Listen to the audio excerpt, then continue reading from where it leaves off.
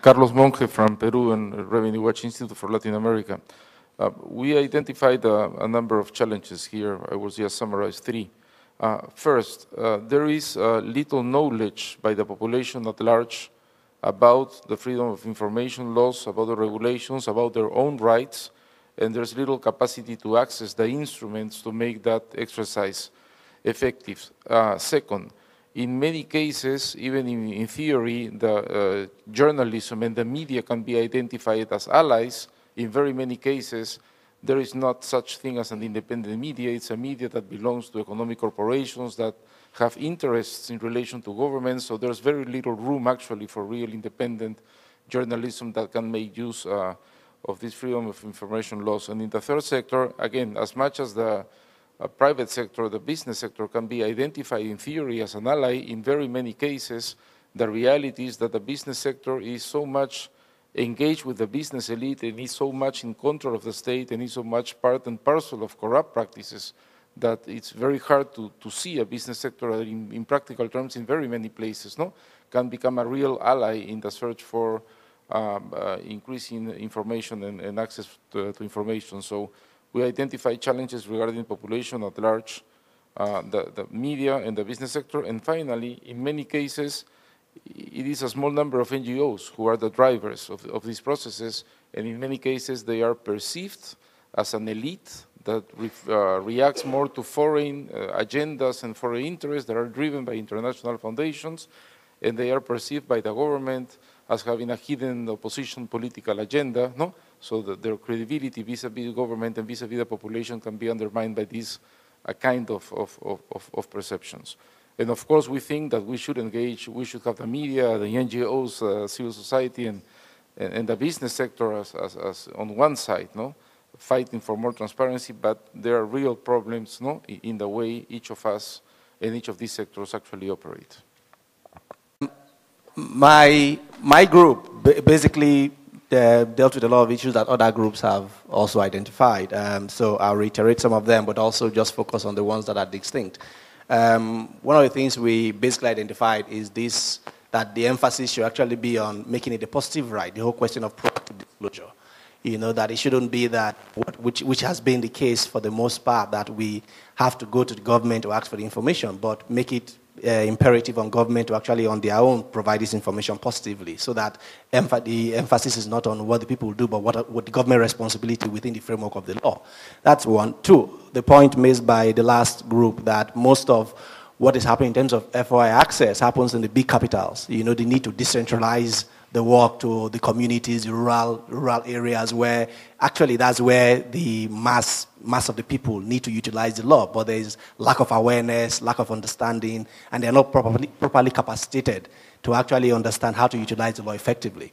We also identify the fact that in very many instances where you have exemptions, the exemptions also affect critical segments of the economy of the society. So, for instance, I think our colleagues in Serbia, also rather Romania, actually identify this whole question of exclusion of political campaign financing and the extractive industries from the purview of FOI as a critical hindrance, to the effective implementation of the law in their country, in spite of the successes that they've also achieved so far. And then the question of the length of litigation, which has been a recurring decimal, is also a major drawback, even though it's something that people want to utilize effectively. And last but not the least was the whole question of paying a bit more attention to the complex situation of most of our emerging democracies, which has inherent defects, which present challenges, obviously, to implementing FOI laws. But having the mic and the benefit of speaking, I would want to also raise a question, particularly in the African context, which is, we've got a scenario where I think we need to ask ourselves the question. Emphasis has been on adopting FOI laws, but an emerging theme, which we're beginning to understand, is in most of the countries in Africa, or in some of the countries in Africa, you've got legislations having access to information provisions, which majority of the people, even professionals, even FOI advocates and campaigners, are not even aware of. So the question is, where do we start the work from? Should it just be pushing for adoption of FOI legislations, or should it also be utilizing existing provisions and existing legislations to also agitate the campaign that hopefully builds a movement, a national movement for a catch-all FOI law? Added to that is the question, You have constitutions, for instance, that have FOI provisions. And people are not utilizing those provisions, believing that they need to have a law to operationalize those provisions. If the constitution is the ground norm in any given country, what more can be given beyond what the constitution provides?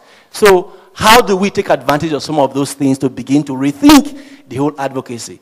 Is it enough to say, because Francophone Africa doesn't have an FOI law, that the administrative codes that have FOI provisions are not valid, cannot be utilized? I think these are things that should query our minds for us to think a bit more creatively. Thank you. May I? Thank you.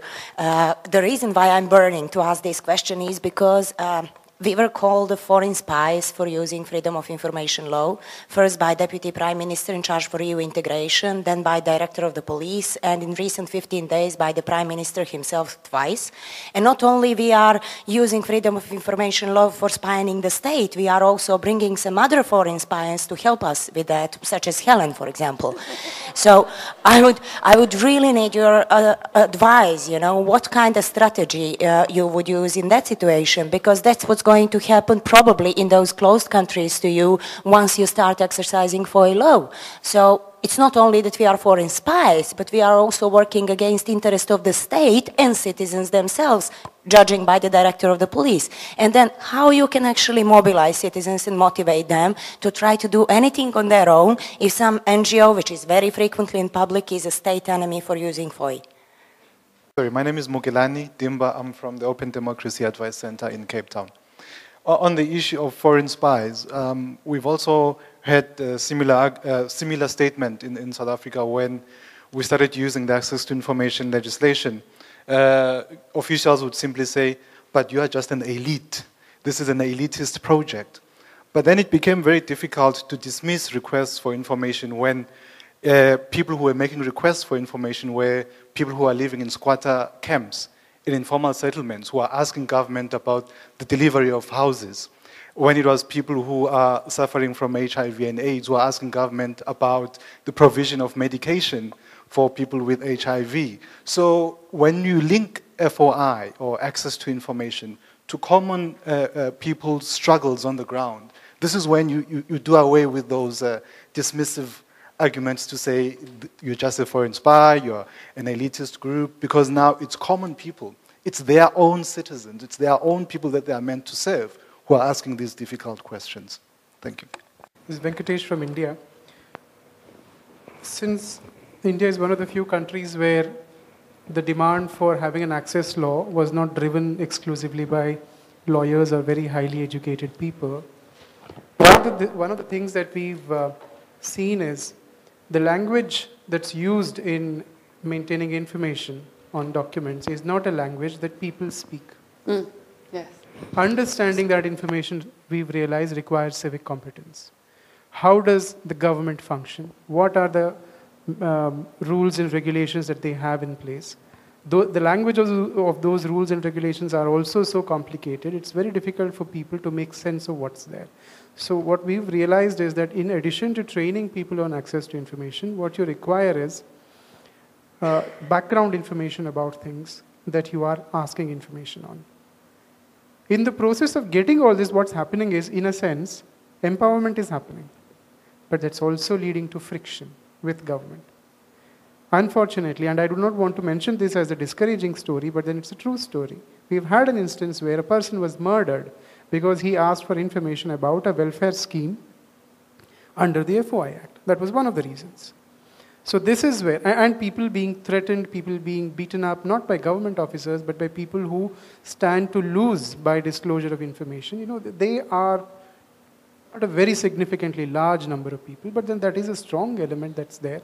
And in countries, especially in developing countries, where this is something that I connect with a question that I want to raise in the morning, where the respect for rule of law is not an entrenched value, it is not an established tradition, implementation of this kind of a law becomes very difficult. Thank you. And that's an open question. I don't know. I know that there are no quick answers and solutions to that. It's the culture, it's the tradition, it's the method of looking, it's the way of looking at democracy is what matters here. Thanks.